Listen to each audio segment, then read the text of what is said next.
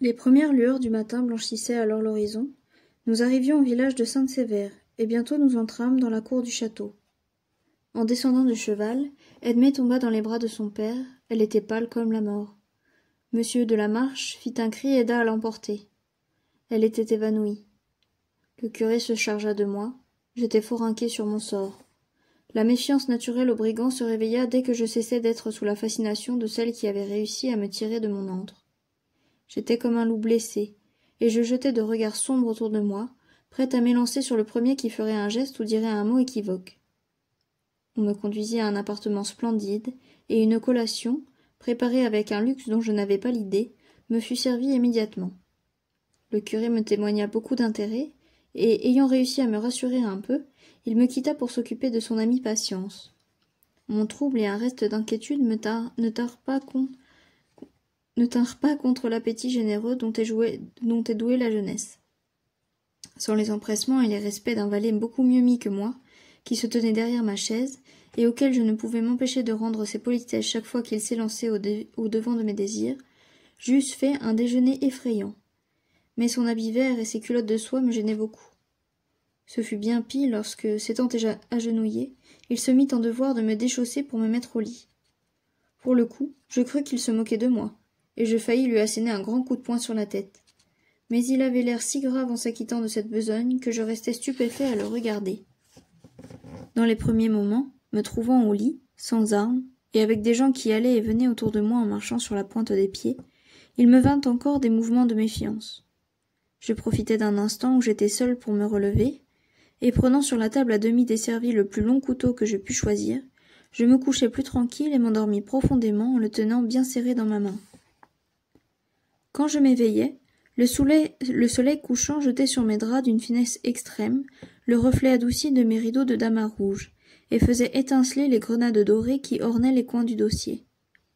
Ce lit était si beau et si moelleux que je faillis lui faire des excuses de m'être couché dedans. En me soulevant, je vis une figure douce et vénérable qui entr'ouvrait ma courtine et qui me souriait. C'était le chevalier Hubert de Mauprat, qui m'interrogeait avec intérêt sur l'état de ma santé. J'essayai d'être poli et reconnaissant, mais les expressions dont je me servais ressemblaient si peu aux siennes que je me troublai et souffris de ma grossièreté sans pouvoir m'en rendre compte. Pour comble de malheur, à un mouvement que je fis, le couteau que j'avais pris pour camarade de lit tomba aux pieds de M. de Mauprat, qui le ramassa, le regarda, et me regarda ensuite avec une extrême surprise. Je devins rouge comme le feu, et balbutiai je ne sais quoi. Je ne m'attendais à des reproches pour cette insulte faite à son hospitalité, mais il était trop poli pour pousser plus loin l'explication. Il posa tranquillement le couteau sur la cheminée, et revenant à moi, il me parla ainsi. « Bernard, je sais maintenant que je vous dois la vie de ce que j'ai le plus cher au monde. Toute la mienne sera consacrée à vous prouver ma reconnaissance et mon estime. Ma fille aussi a contracté envers vous une dette sacrée. N'ayez donc aucune inquiétude pour votre avenir. Je sais à quelle persécution et à quelle vengeance vous vous êtes exposés pour venir à nous. Mais je sais aussi à quelle affreuse existence mon amitié et mon dévouement sauront vous soustraire. Vous êtes orphelin, et je n'ai pas de fils. Voulez-vous m'accepter pour votre père ?» Je regardai le chevalier avec des yeux égarés. Je ne pouvais en croire mes oreilles. Toute impression était paralysée chez moi par la surprise et la timidité. Il me fut impossible de répondre un mot. Le chevalier éprouva lui-même un peu de surprise, il ne s'attendait pas à trouver une nature aussi brutalement inculte. « Allons, me dit-il, j'espère que vous vous accoutumerez à nous. Donnez-moi seulement une poignée de main pour me prouver que vous avez confiance en moi. Je vais vous envoyer votre domestique, commandez-lui tout ce que vous voudrez, il est à vous. J'ai seulement une promesse à exiger de vous, c'est que vous ne sortirez pas de l'enceinte du parc d'ici à ce que j'ai pris des mesures pour vous soustraire aux poursuites de la justice. On pourrait faire rejaillir sur vous les accusations qui pèsent sur la conduite de vos oncles. » « Mes oncles, dis-je, en passant mes mains sur ma tête, est-ce un mauvais rêve que j'ai fait? Où sont-ils? Qu'est devenue la Roche-Mauprat? » « La Roche-Mauprat a été préservée des flammes, répondit-il. Quelques bâtiments accessoires ont été détruits, mais je me charge de réparer votre maison et de racheter votre fief aux créanciers dont il est aujourd'hui la proie.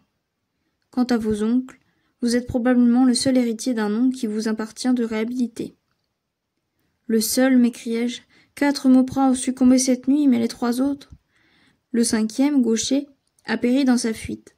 On l'a retrouvé ce matin noyé dans l'étang d'effroi. On n'a retrouvé ni Jean ni Antoine, et le cheval de l'un et le manteau de l'autre, trouvés à peu de distance du lieu où gisait le cadavre de Gaucher, sont des indices sinistres de quelque événement semblable. Si l'un des Mauprat s'était échappé, c'est pour ne plus reparaître, car il n'y aurait plus d'espoir pour lui, et puisqu'ils ont attiré sur leur tête ces orages inévitables, mieux vaut pour eux et pour nous, qui avons le malheur de porter le même nom, qu'ils aient eu cette fin tragique les armes à la main que de subir une mort infâme au bout d'une potence. Acceptons ce que Dieu a décidé à leur égard. L'arrêt est rude. 7 hommes pleins de force et de jeunesse appelés, dans une seule nuit, à rendre un compte terrible. Prions pour eux, Bernard, et à force de bonnes œuvres, tâchons de réparer le mal qu'ils ont fait et d'enlever les taches qu'ils ont imprimées à notre écusson. Ces dernières paroles résumaient tout le caractère du chevalier. Il était pieux, équitable, plein de charité. Mais chez lui, comme chez la plupart des gentilshommes, les préceptes de l'humilité chrétienne venaient échouer devant l'orgueil du rang. Il eût volontiers fait asseoir un pauvre à sa table, et le vendredi saint il lavait les pieds à 12 mendiants, mais il n'en était pas moins attaché à tous les préjugés de notre caste. Il trouvait ces coussins beaucoup plus coupables d'avoir dérogé à leur dignité d'homme, étant gentilshommes, que s'ils eussent été plébéiens. Dans cette hypothèse, selon lui, leur crime eût été de moitié moins grave. J'ai partagé longtemps cette conviction. Elle était dans mon sang, si je puis m'exprimer ainsi. Je ne l'ai perdue qu'à la suite des rudes leçons de ma destinée. Il me confirma ensuite ce que sa fille m'avait dit. Il avait désiré vivement être chargé de mon éducation dès ma naissance, mais son frère Tristan s'y était opposé avec acharnement. Ici le front du chevalier se rembrunit. Vous ne savez pas, dit-il, combien cette velléité de ma part a eu des suites funestes pour moi et pour vous aussi. Mais ceci doit rester enveloppé dans le mystère affreux, sans des Atrides. Il me prit la main et ajouta d'un air accablé, « Bernard, nous sommes victimes tous deux d'une famille atroce. Ce n'est pas le moment de récriminer contre ceux qui paraissent à cette heure devant le redoutable tribunal de Dieu. Mais ils m'ont fait un mal irréparable, ils m'ont brisé le cœur. Celui qu'ils vous ont fait sera réparé, j'en jure par la mémoire de votre mère. Ils vous ont privé d'éducation, ils vous ont associé à leur brigandage, mais votre âme est restée grande et pure comme était celle de l'ange qui vous donna le jour. Vous réparerez les erreurs involontaires de votre enfance, vous recevrez une éducation conforme à votre rang, vous relèverez l'honneur de la famille, n'est-ce pas, vous le voulez? Moi, je le veux. Je me mettrai à vos genoux pour obtenir votre confiance, et je l'obtiendrai, car la Providence vous destinait à être mon fils. Ah, j'avais rêvé jadis une adoption plus complète. Si à ma seconde tentative on vous eût accordé à ma tendresse, vous eussiez été élevé avec ma fille, et vous seriez certainement devenu son époux. Mais Dieu ne l'a pas voulu. Il faut que vous commenciez votre éducation, et la sienne s'achève. Elle est d'âge à être établie, et d'ailleurs elle a fait son choix. Elle aime Monsieur de la Marche, qu'elle est à la veille d'épouser, elle vous l'a dit. Je balbutiai quelques paroles confuses. Les caresses et les paroles généreuses de ce vieillard respectable m'avaient vivement ému, et je sentais comme une nouvelle nature se réveillait en moi. Mais lorsqu'il prononça le nom de son futur gendre, tous mes instincts sauvages se réveillèrent, et je sentis qu'aucun principe de loyauté sociale ne me ferait renoncer à la possession de celle que je regardais comme ma proie. Je pâlissais, je rougissais, je suffoquais. Nous fûmes heureusement interrompus par l'abbé Aubert, le curé janséniste, qui venait s'informer des suites de ma chute. Alors seulement le chevalier sut que j'étais blessé, circonstance qu'il n'avait pas eu le loisir d'apprendre dans l'agitation de tant d'événements plus graves. Il envoyait chercher son médecin, et je fus entouré de soins affectueux qui me parurent assez puérils, et auxquels je me soumis pourtant par un instinct de reconnaissance. Je n'avais pas osé demander au chevalier des nouvelles de sa fille. Je fus plus hardi avec l'abbé. Il m'apprit que la prolongation et l'agitation de son sommeil donnaient quelque inquiétude, et le médecin, étant revenu le soir pour me faire un nouveau pansement, me dit qu'elle avait beaucoup de fièvre, et qu'il craignait pour elle une maladie grave. Elle fut en effet assez mal pendant quelques jours pour donner de l'inquiétude. Dans les terribles émotions qu'elle avait éprouvées, elle avait déployé beaucoup d'énergie, mais elle subit une réaction assez violente. De mon côté, je fus retenu au lit, je ne pouvais faire un pas sans ressentir de vives douleurs, et le médecin me menaçait d'y rester cloué pour plusieurs mois si je me soumettais à l'immobilité pendant quelques jours.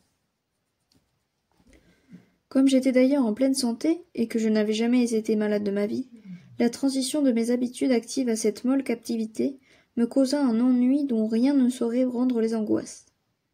Il faut avoir vécu au fond des bois, dans toute la rudesse des mœurs farouches, pour comprendre l'espèce d'effroi et de désespoir que j'éprouvais en me trouvant enfermé pendant plus d'une semaine entre 4 rideaux de soie.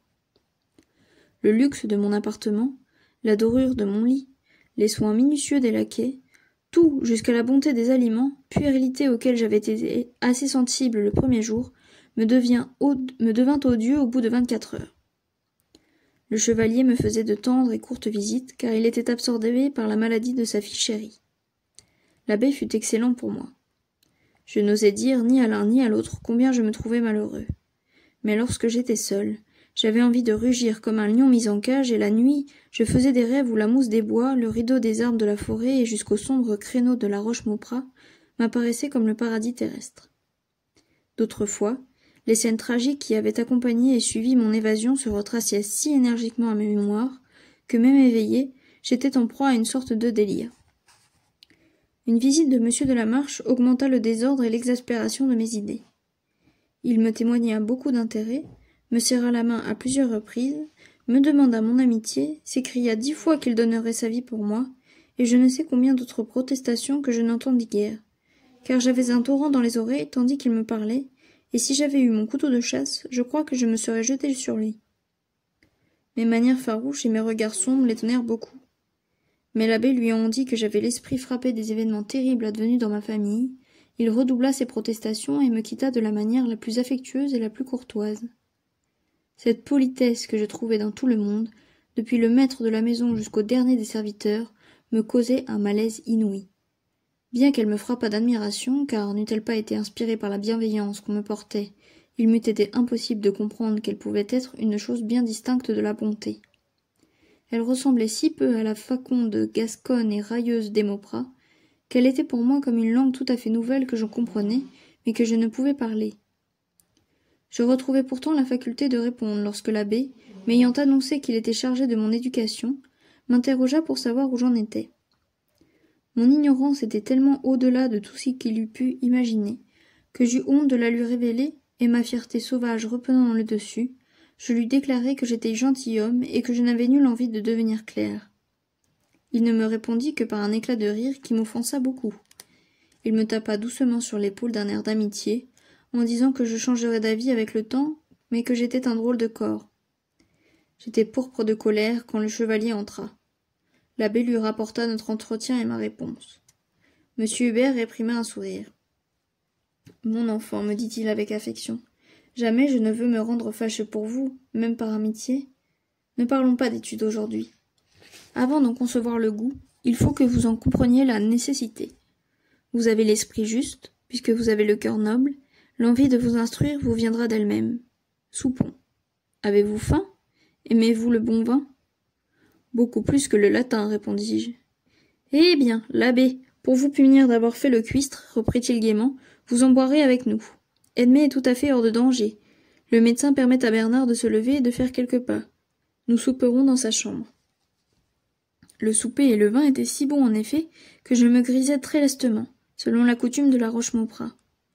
Je crois que l'on m'y aida, afin de me faire parler et de connaître tout de suite à quelle espèce de rustre on avait affaire.